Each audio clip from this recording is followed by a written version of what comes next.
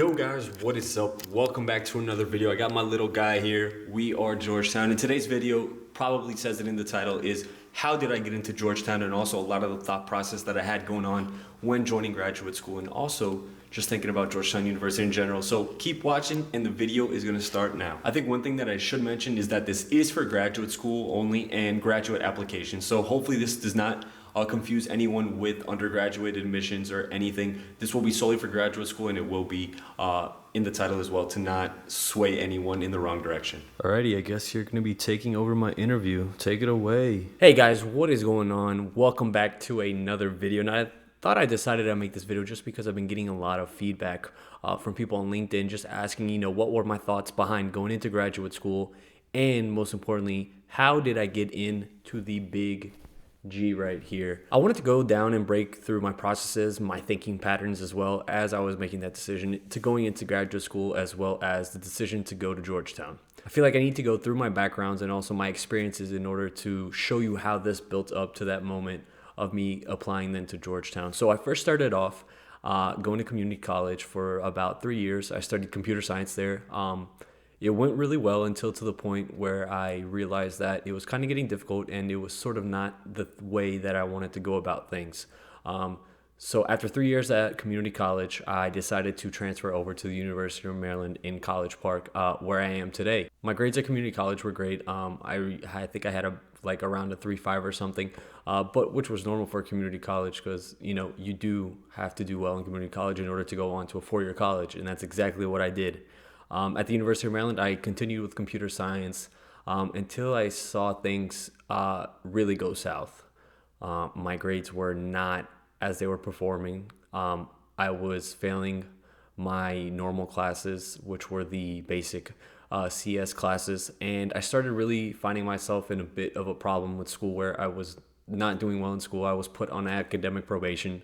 I was struggling literally to just make it past survival in college, and it took a lot of power in me to realize that it just wasn't for me. Computer science was not for me, and so what I decided to do then was find alternatives to that major, which was information science. So I currently am studying information science and technology at the University of Maryland in College Park at their iSchool, which is ranked number 8 in the United States.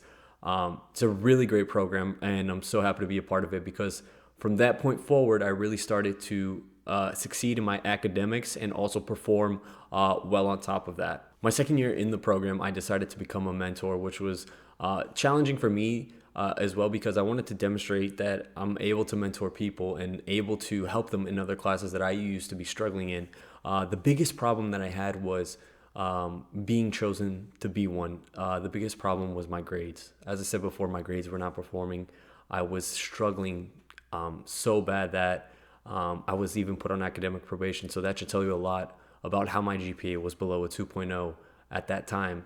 And it was just so difficult for people to accept me into different, activities or participations within the program. But one professor did take a chance with me, and I can say that I definitely succeeded a lot being a mentor for one of the classes. And to this day forward, I continued to be a mentor up until this past semester, which was amazing. I definitely did get a lot of leadership experience as well as helping others when others are struggling, and just, to show that, I'm able to help other people, and I also went through the same struggle. So if you're struggling in a class, don't worry, there's other people there that are able to help you.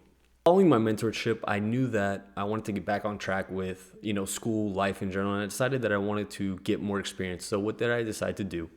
I decided to get a job at the University of Maryland in the Division of IT. I currently serve as a student lead under their student service desk branch, which is basically taking calls regarding any IT-related issues that customers may have or any University of Maryland-related products that may need assistance with. So I currently stand there. I've been there for about a year and a half, and it has been an amazing experience, and it has helped me move on to the next position that I took in my career, which was at Bloomberg. So Bloomberg in this past summer was recruiting a lot based off several positions in their analytics department, IT sectors, as well as other sectors as well. So I actually, thankfully, not myself, my girlfriend actually was going through Bloomberg one day, and I do have to give a lot of props to her for helping me find this, in which she found a position that was very catered to myself, which was a global customer support position in which we were dealing with Bloomberg products, customers as well over the phone and through chats, and someone that was able to speak more than one language. So I currently speak 3 languages fluently. I speak English by nature. So I was born in the United States, Portuguese through my parents, and then also Spanish, which I have learned throughout the years and is also very similar to Portuguese. I applied. It was a very, very selective rounds. There were about 5 rounds. I went through all the rounds through, the recruitment process, then through interviews with team leads. And I actually got a phone call one day when I was giving a final presentation that I was accepted into the Bloomberg customer support role for this past summer, which was outstanding to hear. Even though it was virtual, it was still an unforgettable experience that I will never forget. And it was something that I feel boosted a lot why I got into Georgetown and helped me get into there. Once I finished my time at Bloomberg, I was one of the top recruits in the class, and I was offered a full-time opportunity to continue at Bloomberg.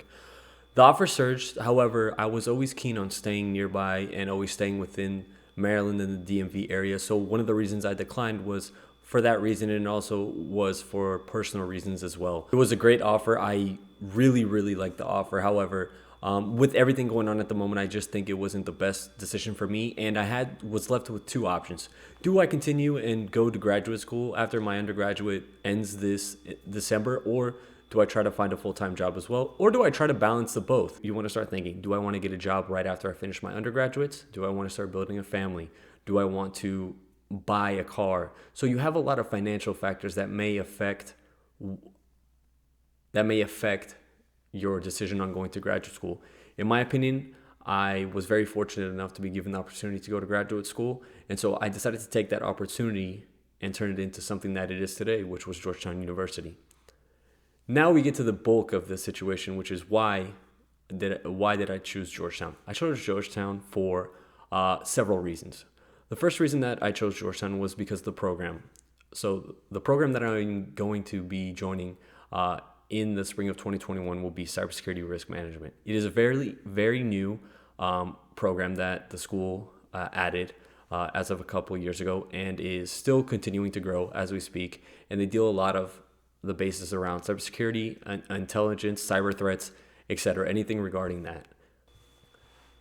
The first factor was looking at the curriculum. I think the most important thing is to look at the curriculum. The first reason that I wanted to join was due to the fact that it was something that wasn't related to information science. I think a big thing for myself was to progress my career and go in other directions besides data science and information science, and cybersecurity was that other alternative that I found and that Georgetown was able to offer. The second thing that I wanted to decide was also how good the program was, and also the way it was being taught. It's being taught right now by very, very well-known professors, as well as having the facilities to do real-world problems within cybersecurity. So that was another reason. The other reason was that I had great interest in Georgetown because of their, Catholic identity, which I'm a Catholic myself, so I always wanted to go to a Catholic university, and also the academics. And the last reason was because of the identity that Georgetown University had, and also how world-renowned it is. That was also something very big for me. When I decided to go ahead and choose Georgetown, I really did have other options. I was also thinking about George Washington University, American University, and also other nearby universities. However, Georgetown stood out the most for me, and it was one that I really thought that I could get myself into. And here we stand here today, and I'm very fortunate enough to say that I did get into Georgetown University. What exactly were they looking for? Well, they were looking for someone that's very academically motivated, and also someone that has internship experience and work experience. When you get into graduate school, a big thing that you're going to need to have is all the academic experience, but also the internship or work experience. The main reason, especially when you go to Georgetown, is that Georgetown has the Jesuit identity. What does that mean? It means that Georgetown University looks at the person from its whole self. So you're looking at academics, work, internship, leadership, mentorship. So you're looking at all these abilities that a human has in order to select the best one or the best fit at Georgetown University. And when it came to knowing that that was what they wanted, I knew exactly that I was the right person for that position and for that major, just because of my mentorship experience, my leadership experience, also my academics, And also the internship that I had with Bloomberg, I knew was going to be a big push into me getting into that program. The other thing that they were asking for that was very important was also your typical letter of recommendations that come from professors, workers, employers, whatever it may be. I got really two strong letters that really helped me get into the university. And I do think that a big part of that was because of those two recruiters that really helped me. Lastly, you have a letter of intent, or a letter, a statement of purpose, should I say. And that's a big one where you can put everything out there, why you want to join the program, what are your interests, how is this going to help you moving forward. And that's a big thing. You also want to think about, how is this program going to help me moving forward? Is it going to really help my career in the future? Am I going to be able to get better jobs? Am I going to be able to make more money, etc.? There's a lot of factors that you got to think about. And that's an important thing for me, because I really think that this program is going to help me shift my knowledge towards cybersecurity. And also the use of the labs at Georgetown University to take on these real world problems is something that really interested me, just because of the ability to do real world examples. Shortly after I applied, I really did get the good news that I was accepted, which was outstanding, and honestly something that I never expected, just because of the uphill battle that I had with academics, and also just trying to find myself as a person. You know, I really was struggling with school. I was literally below a 2.0 when I had transferred to the University of Maryland. So for someone to progress forward and able to bounce back from challenges is something that maybe the university didn't see, but something that's important for people to know is that you're going to have challenges, you're going to have roadblocks in your life, and you just have to know how to get past those roadblocks, because those can lead to absolutely amazing things. And that's exactly what had happened. You know, I struggled so much, but then I found my rhythm, and there, going forward, I became on the dean's list. Every single semester I've been getting A's, mostly a couple B or so, but it's something that really you take a look at and you're like, wow, this guy was really able to overcome these challenges. And in life, that is an amazing thing to have. And something that many people will look at is, can this person bounce back from challenges, and can he progress going forward?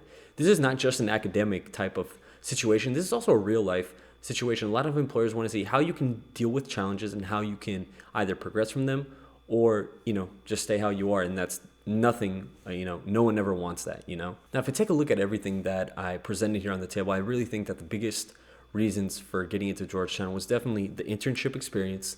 That is the first, my academics, and how I've been able to overcome those challenges and keep moving forward and academically do well. The third would definitely be my work experience regarding the IT sector at the University of Maryland. That is something that has pushed me a lot to get into that university, and that's something that's definitely going to help a lot of you who are watching this video, who are deciding whether to go to grad school or not. You always got to think about, do I have the necessary needs to go and join a school like Georgetown? And that's a big thing you always got to consider. You always got to take chances as well. I knew that I just wanted to take my chance as it is, because you never know if you don't try. You always want to do your best. You always want to put out the best work. That's why it took me forever to write that statement of purpose, just because I wanted it to be the best that it could be, just so I can show Georgetown University that I am the right person for that position, and I am the one that's going to be best chosen. I think the best advice that I can give someone that is trying to get into graduate school is, like I mentioned before, is getting a master's degree going to really help your career? Do you want to keep pursuing your academic career? And also, is this something that's going to help you in the long term? Another thing that I have to consider, as always, which is something that many of us don't like, is the financials. Do you have the financial capability to do so? And also, if you do get student loans, how much debt are you going to be in at that age? Many of the times we get into graduate school at a older age, probably in our late 20s. And so that's always something you want to consider moving forward. Do you want to get married? Do you want to have a house? Do you want to have a family? There's a lot of things you've got to consider, and that's one of the things I really strive upon everyone to think about before doing that. And when getting into Georgetown University, you always got to think about the type of people that Georgetown are looking for. They're looking for people that are academically driven, people that have work experience and internship experience. And also they're looking for people that are like-minded, very talented as well. That's something that I'll always point out there. And also people that are driven and motivated to join the program.